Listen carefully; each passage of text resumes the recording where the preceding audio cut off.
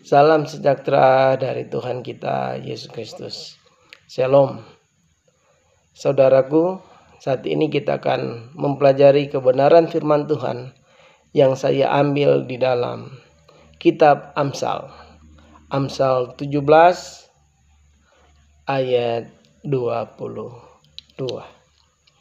Kita baca Amsal 17 ayat 22. Hati yang gembira adalah obat yang manjur, tetapi semangat yang patah mengeringkan tulang. Jadi apa maksud dari ayat ini? Kalau kita pelajari ayat ini memberikan berkat di dalam kehidupan kita umat manusia, terutama umat-umat Tuhan. Kenapa? Karena di sini ada janji Tuhan di dalam kehidupan kita umat manusia bahwa ketika kita bergembira, ternyata itu adalah obat yang manjur. Obat yang manjur akan membuat kesembuhan di dalam kehidupan kita. Toksin-toksin kita, segala sesuatu yang ada di dalam tubuh kita yang mungkin tidak baik akan berubah menjadi sembuh atau sehat kembali. Tetapi pertanyaan di dalam kehidupan kita, gembira yang bagaimana? Gembira yang bagaimana? Yang dimaksud di dalam firman Tuhan, kita harus bergembira di dalam Tuhan. Bergembira di dalam Tuhan. Ikutilah petunjuk-petunjuk di dalam firman Tuhan.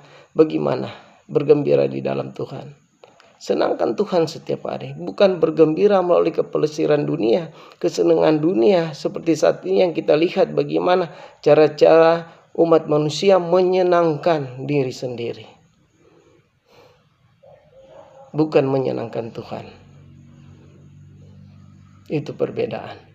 Tetapi janji Tuhan di dalam kehidupan umat manusia, terlebih khusus umat-umat Tuhan, bahwa kita harus bergembira di dalam Tuhan. Bagaimana contoh-contoh bergembira di dalam Tuhan? Rajin berdoa, renungan pagi, renungan malam. Sebelum segala sesuatu yang kita akan lakukan, kita harus awali dengan doa. Kita akan melakukan perjalanan, kita harus awali dengan doa. Ketika kita akan bekerja, kita harus awali dengan doa. Ketika waktunya tiba hari peribadatan, kita harus datang beribadah, menyenangkan Tuhan, bukan kesenangan kita. Itu banyak sekali contoh-contoh, dan banyak sekali orang-orang benar di dalam firman Tuhan memberikan contoh bagaimana mereka bergembira di dalam Tuhan. Latihlah sifat tabiat kita. Kalau kita latih kehidupan kita menyenangkan Tuhan, memang kacamata orang-orang dunia melihat umat-umat Tuhan seperti orang-orang yang terasing. Tetapi begitulah cara menyenangkan Tuhan. Seperti yang saya sudah sampaikan tadi. Umat-umat Tuhan pasti mereka akan menomorsatukan Tuhan. Mereka akan mengutamakan Tuhan di dalam kehidupan mereka. Mereka akan menyenangkan Tuhan setiap hari. Itu tanda-tandanya orang-orang yang menyenangkan Tuhan. Dan ketika kita menyenangkan Tuhan, mengutamakan Tuhan, melakukan apa yang Tuhan inginkan, janji Tuhan di dalam kehidupan umat-umat Tuhan yang setia kepada Tuhan, Tuhan akan curahkan damai sejahtera di dalam kehidupan kita. Apa itu damai sejahtera? Semua yang baik dari Tuhan, Tuhan akan berikan di dalam kehidupan kita. Semua berkat-berkat surga, Tuhan akan berikan di dalam kehidupan kita. Asalkan kita harus apa?